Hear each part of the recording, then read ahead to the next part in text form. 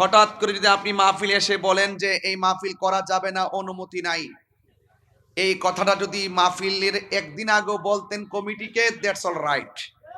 যখন আপনি হাজার হাজার লোকের সামনে এসে এই কথা বলে অনুমতির দোহাই দিয়ে মাহফিলটা বন্ধ করার কথা বলবেন, সেখানে হাজার হাজার মানুষ আপনার বিপরীতে চলে যাওয়াটা স্বাভাবিক।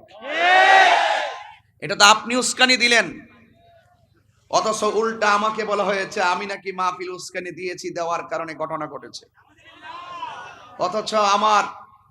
অথচ আমি বক্তব্যে স্পষ্টভাবে প্রশাসনকে সেভ করার জন্য, জনগণকে, মুসল্লিকে শান্ত করার জন্য আমি অনেকভাবে চেষ্টা করে 10 মিনিট বেঁধে দেওয়ার পরেও 7 মিনিটই ওয়াজ শেষ করে আখিরি মুনাজাত করে চলে গেছি।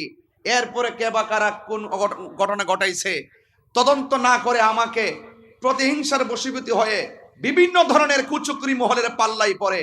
আমি মনে করি প্রশাসন কাজটা ভালো করে নাই, ঠিক কিনা বলেন? আমি জানি এখনো প্রশাসন হ্যারানজের শিকার। আমরা এখনো কিন্তু বুঝতেছি যে আপনারা কোনো না কোনো চাপে পড়ে সুন্নিদের বিরুদ্ধে যাচ্ছেন।